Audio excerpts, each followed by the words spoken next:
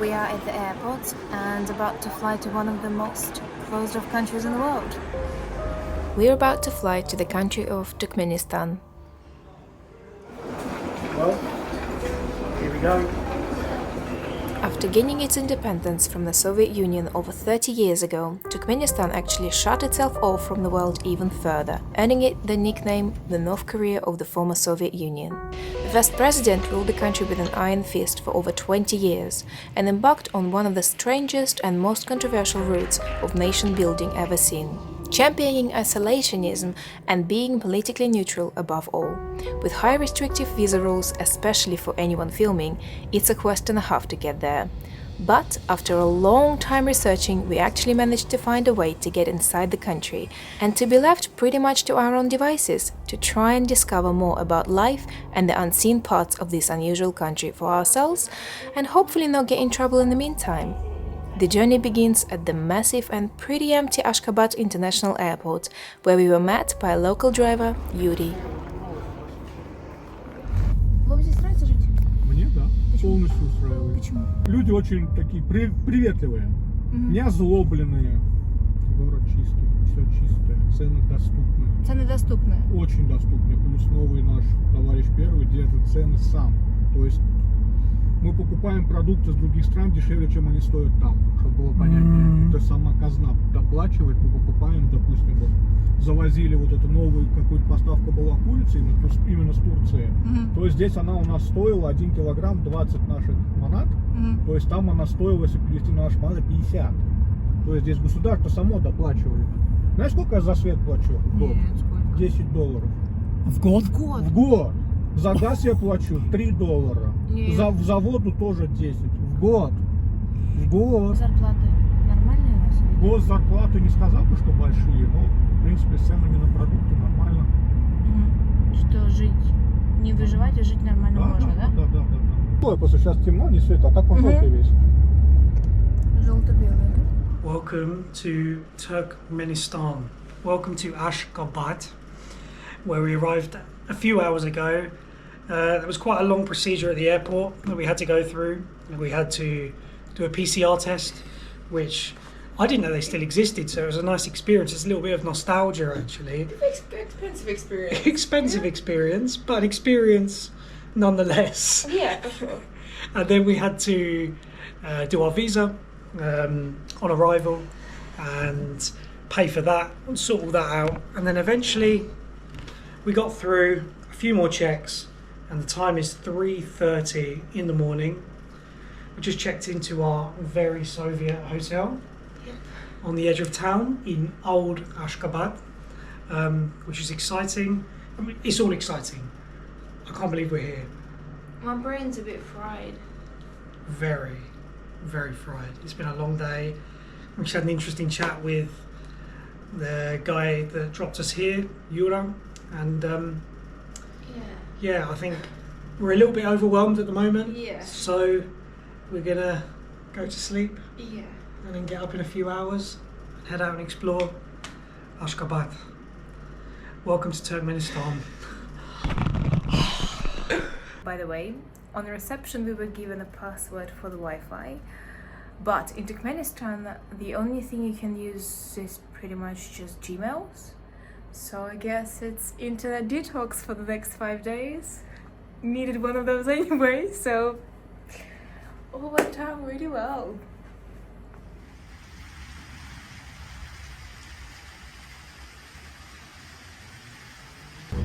Good morning and welcome to, I just got attacked by a fly. Welcome to Old Ashgabat.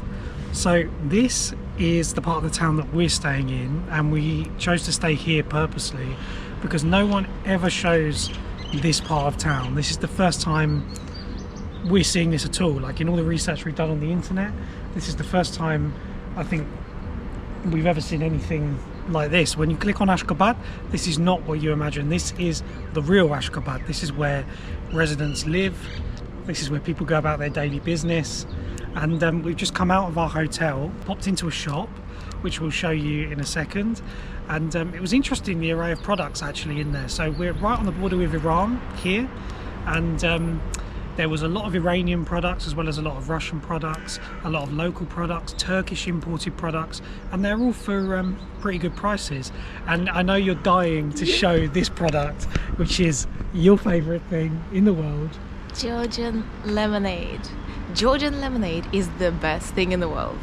Trust me, I was so excited to see it, and it had flavors I've never seen before. Very excited. So, tourism is welcomed in Turkmenistan. It's just not very easy to get in here.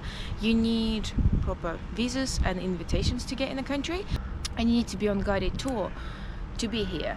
And obviously on top of all the PCR tests and the visa fees that you pay when you get in the country. However, our tour is a bit more freestyle, so we're gonna do a few different things while we're here, but we're pretty much left to our own devices, so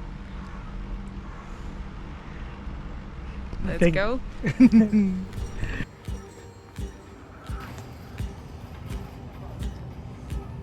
Turkmenistan is located in Central Asia, bordering Kazakhstan and Uzbekistan to the north, Afghanistan to the southeast and Iran to the south, with the Caspian Sea in the west.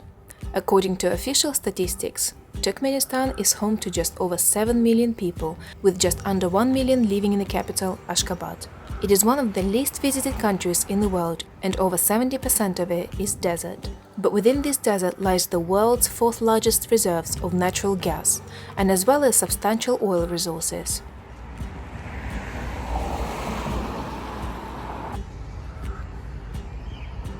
Walking around this part of town, to be honest, this is really reminiscent of other parts of Central Asia that we've been. There's not much difference from this part of old Ashgabat to a lot of Uzbekistan that we've seen, or parts of Kyrgyzstan, which reminds me a little bit of the city of Osh on the border with Uzbekistan in Kyrgyzstan. And one other similarity with Uzbekistan is that most of the cars here are all white. So you really only see white and silver cars on the roads. But we have seen a few black ones, actually, which surprised us. And apparently they're government vehicles and embassy vehicles. But yeah, the majority, as you can probably see driving past now at the moment, are either silver or white.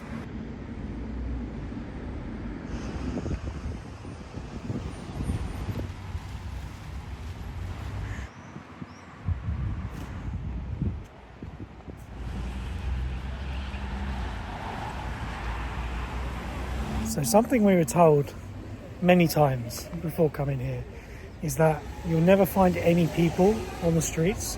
I don't know if it's just because of the part of town that we're in, but that's far that couldn't be any further from the truth. There's sort of people pretty much everywhere. There are quieter points, but I mean, yeah, if you'd like to believe what we were told before coming, we were thinking we were going to be the only people out and about, you know? Yeah, it's still Tuesday, it's like a working day. Yeah. People are going to be at school and studying, working, whatnot, but there is life around. Maybe sure. It depends on the area you are. For sure.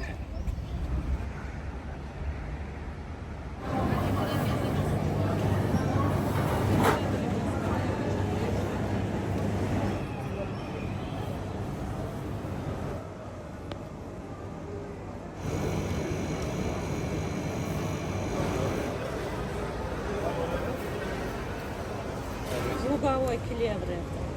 Вот чаи очень ароматные. Дамспес. Там листья смородины, чуть-чуть острые, да, по чуть-чуть надо, да. Тысячелистник есть, календула есть, лаванда есть. Это да. Хорошо. Спасибо огромное.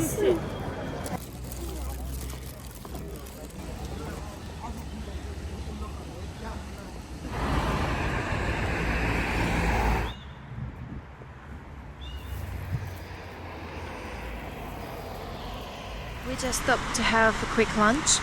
We found a cafe inside a shopping mall, I guess it was. And I wanted to tell you about the money. So if we were to pay, you can use cards in Turkmenistan, and if we were to pay by card for our meal, we would have paid around $70, 70, and we paid cash around 10. So the exchange rate is not very good, and it's best to exchange your money into cash on the black market and have a better exchange rate that way. So we've been walking around the old part of the city, and apparently we've heard and read that that part of the city may be demolished soon, so the whole city is going to look like that, marble and white. Now we're heading to the new part of the city to have a look around, and I guess this is where things are getting interesting. We should be careful about filming, especially marble buildings, and we're basically told that if you're going north, you're alright, and when you're going south, don't film any buildings, because there are lots of government buildings, you're not allowed to film them, but apparently around 80% of the Ashgabat population is working for the government organizations, so you never know which building is the government one. But what I find strange is that obviously, I mean, this is a pretty much desert state with not a very large population, and everything is kind of extravagant, and obviously it's done for a reason, to show that everything is good, you know, but you're not allowed to film those buildings. What do you do with them? I doubt they're that occupied. I don't know. Interesting. We're just walking past those white buildings, and they do kind of look different, so they're not completely the same, you know. But I haven't slept much last night as well, so it'd be like 2 days ago, but it kind of feels like we're in a computer game and it's still rendering, and the colors are, you know, still being coded in the process. Either that or the developers just got so lazy they just decided to leave it all white. Yeah. One thing to say actually about this part of town, by the way, the newer part, is there is far less people. So I think if you're a tourist coming to New Ashgabat and you are staying in this part of town only, I can see how you'd think there's no one around. There is the odd people walking around, but yeah, compared to the old town as such, there's hardly anyone. And by the way, a fact on the old town, as it's called, is basically, it's not an old town, it's the Soviet built part of the city, because in 1948 Turkmenistan, and Ashgabat particularly, was devastated by a really, really strong earthquake, and that destroyed 95% of the city. So yeah, it was rebuilt during the Soviet period to create the city that we're walking around earlier, and then obviously the city that we're walking in now, this part, is post-Soviet modern Turkmenistan marble extravaganza.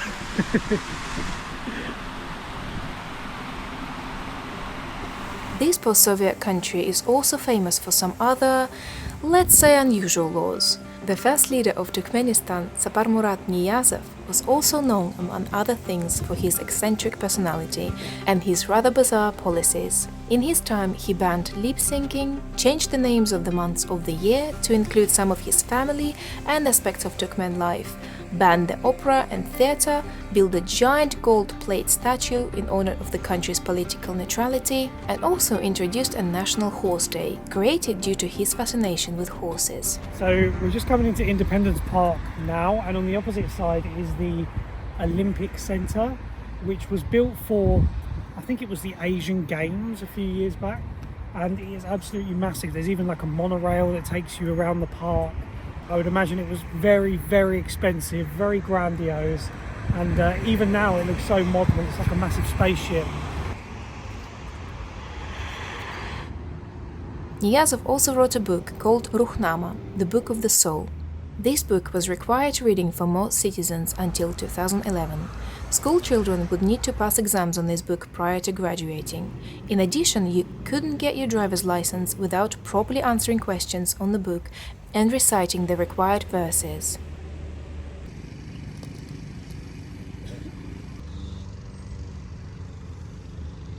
This park is huge, and it's also very, very empty. It's kind of eerie, to be honest, at this point. We just walked through a part that was closed off, and yeah, apart from a few workers here and there, everything's off. Even the fountains are all turned off. I don't know if we're going to get in trouble for filming now. There's a car just staring at us. The guy is just literally staring out the window at us. Really? Yeah, it's bizarre anyway. We're heading up to the end of the park, where there's one of the very famous big epic monuments here of Ashgabat. I don't know if you can tell. We're tired. We're tired at this point. All the main sites in the city are quite spread out, and we didn't realize how big and spread out the city is. And for some reason, hour-and-a-half walk seemed, like nothing. It is something. You know what? We were like, we've just climbed a mountain. An hour and a half is nothing. We're not even going uphill. Yeah. I mean, it was uphill, but only for like 50-meter incline, but still, yeah, it's done us. Oh.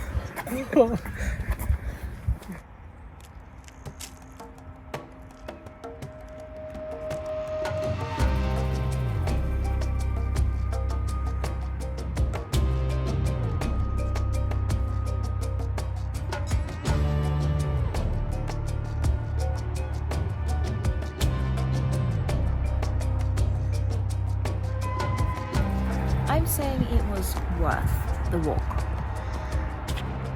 It's pretty grandiose.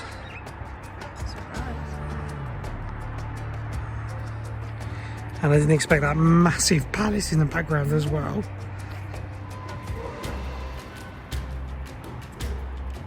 The scale of this place is absolutely insane. Not just the monuments, but the park itself, the buildings around the edge of it, and then just this epic palace on the edge of the park. Like, what is going on? These are just so massive, so grandiose. It feels so out of place. This is the weirdest thing we've seen in Turkmenistan so far. There's an army of cats. They all look like they're going into battle as well, haven't they? They do. They're all staring so intensely. I'm kind of nervous to walk over there.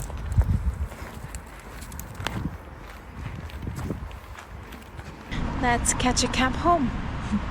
Well, to the hotel, not home. Oh, that's a long journey. No? Alaktin. West.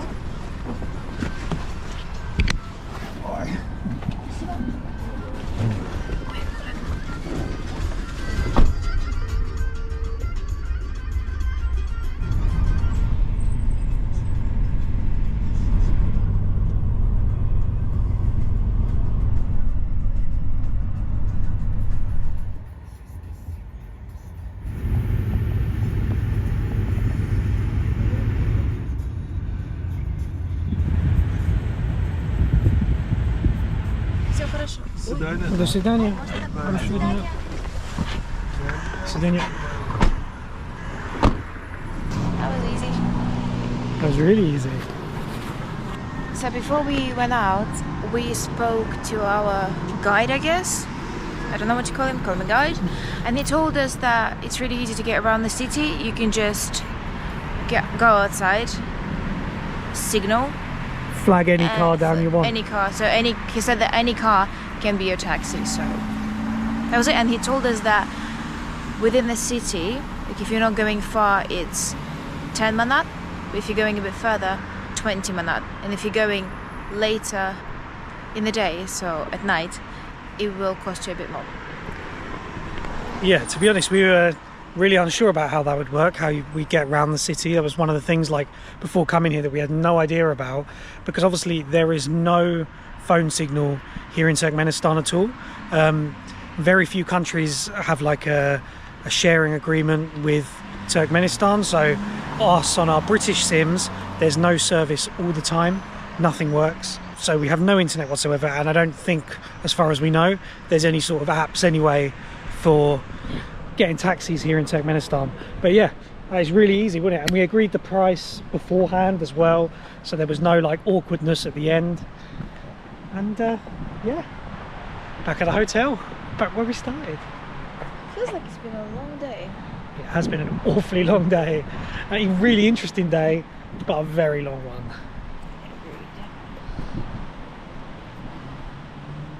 Welcome back to our hotel, and we wanted to finish this video and finish this day, it's 9:45 at the moment, with a few final thoughts on our first day here in Turkmenistan. And yeah, it's been an eventful, very highly interesting day. And yeah, how are you feeling? I'd say it's one of the... I don't remember feeling the way I do now, ever, about any place. There's been probably points, but not to the extent, I would say. It's a very confusing place. Yeah, I think. it is. It is unusual. And some things are true, but there are also things that are never mentioned that still exist. You know what I mean? It's actually, I think, in many ways, especially that we've been to other parts of Central Asia, it's a lot more familiar Yeah. than we were expecting it to be, and a lot more, in certain aspects, a lot more normal than we were expecting to be. I mean, obviously normal life goes on everywhere. Overall, honestly, it's been a fascinating day and a really interesting one to get your head around, and it's why you love travelling and Yeah. going to a place and actually being able to feel it in person and share it, because yes, so much of what we expected and what we read and what we'd told ourselves that this place is like weren't actually the case. Many things were, of Yes. course, and we need to reiterate that many things were, but many were totally different to what we were expecting. We wanted to say about people as well. They're obviously not so used to foreigners much, and they're a bit more standoffish, but they're incredibly friendly and welcoming, and they're really nice. We spoke to quite a few people from all different ethnicities that live here. Uzbeks, obviously Turkmens, Russians, and they all been so nice. They all been lovely. Obviously they're very shy, especially to speak on camera, and it's bizarre as well when you just walking around, you know, and you start speaking to someone, oh, hang on, let's just get the camera. You don't do that. But people have been really lovely. Obviously you're careful about what you ask because you don't want to get anyone in trouble, you know, and if there is a subject that you have to be really cautious around, it's better to avoid it because you're not gonna get the proper answer probably anyway, so no point, I think, going there. But yeah, it's been really interesting to have the opportunity to speak to people, and as we said, it may not come across that way on camera because people are quite shy, but it's been great to learn a lot more about Ashgabat, about Turkmenistan in general. A bit blown away. For sure, it's been a long day, Yeah. but this is actually the first day of 4 we've got here in Turkmenistan, and tomorrow we're going off on something we've been wanting to do for so many years. One of the things that's pulled us here to Turkmenistan and has made this country so fascinating for so many years. We're so happy and grateful to be here and to have the opportunity to share it. So thanks for watching this video. I think we're gonna leave you here and see you in the next one. Mwah. Make sure to check back for our next videos. If you would like to get more exclusive content from us, like daily vlogs and other travel vlogs that we don't put on YouTube, you may want to check out our Patreon community, where we post our future plans and loads more other different things. And if you would like to get your name on the credit section here and just support our channel. On that note, thanks for watching this video and see you in the next one. Mwah.